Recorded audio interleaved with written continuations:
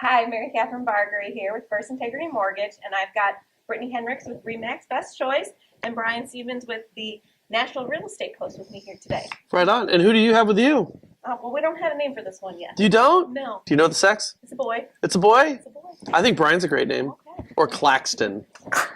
That's different. It's a nice name. All Okay. right. We'll take those into account. Talk to the hubby tonight. So what's going on? What do we got going on? Well, Mary Catherine invited me out here tonight for this awesome training, and you came all the way out from Colorado? Just keep going west. Keep west? You got to go over the Rocky Mountains, then you're going to hit some deserts, and you got to go over the Sierras. And if you go over the Sierras, then you'll find me right there in Northern California. There you go. All right. So Californian. You're just Missouri. 2 mountain ranges short. That's all. 2 mountain ranges and 700 miles short. Yeah, right, exactly. So what's going on in the real estate market out here in Missouri? Well, it depends on which municipality you're talking about and what area. Sure. But I'm more interested to know what you're doing out there because California usually is the first, and then it trickles down to us. So I want to hear what's going on in your market, so maybe we can kind of predict maybe what's to come. Well, there's a dark plague that's spreading across this country that will soon. No, I'm just kidding. Well, it's not California actually. What it is they call them the sand states, and it's pretty much what that implies. It's states where there's a lot of sand, and they tend to be the trend makers in the market. So you're going to find California, Florida, Texas, Arizona, and Nevada. I didn't say coastal sand, just sand states. And you can look to those almost as an oracle and determine what's going to come your direction. Now, what we've seen is in some of the hottest markets across the country, we've seen prices stabilize. In fact, if you look back from basically April to today, we've seen prices, the pace of increases start to slow and even in some cases stabilize with your higher end houses sitting for longer periods of time. Entry-level homes seem to be moving still pretty quickly.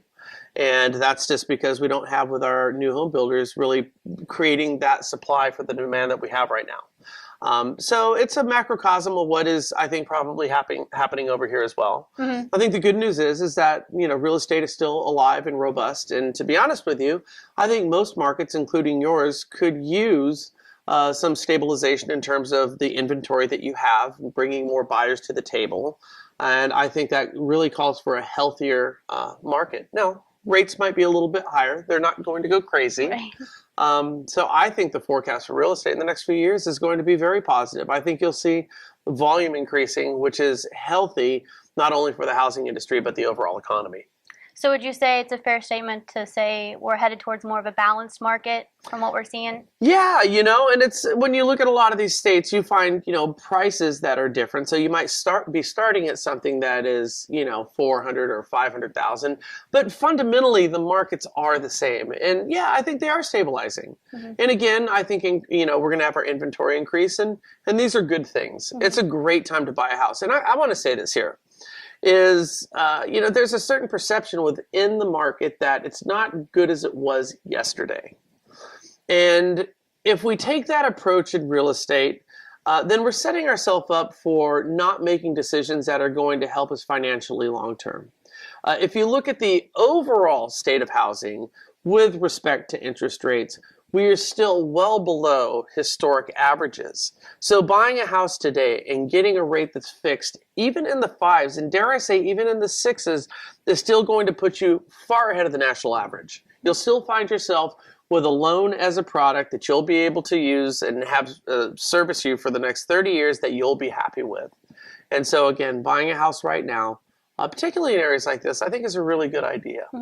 I'll tell you what, I had a chance to drive around some of these communities, and you've got some great communities here. And you've got some really reasonable prices here. And taxes. And do you have great taxes here too? Under 1,000 in most areas. Well, hopefully our taxes are not coming to you because our taxes in California are not very good. Yeah, well, that's awesome. I think too, really important with things maybe sitting a little bit longer than we're used to. It's really important to have an agent who can come up with creative marketing techniques. Yes. And things like that to kind of help get your most exposure out there for your property, which I definitely can help you with that.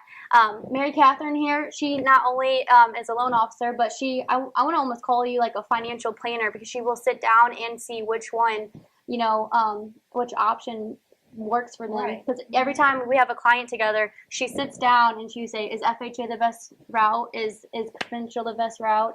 What grant programs are they available? You know, what's available for this client? And I think that's such an awesome thing. Instead of just saying, oh, you don't qualify. You know, I want to know why and how much longer, because anybody can buy a house. It's just a matter of time and if you're willing to do what it takes to get there. And I really think, you know, we can help you get there. So definitely give us a call, PM us, give us a comment below. We're going to keep trying to be the best that we can be, and we hope that you'll come along with our ride. So, and that's the way the cookie crumbles, and you guys have a great rest of your night. Thanks, guys.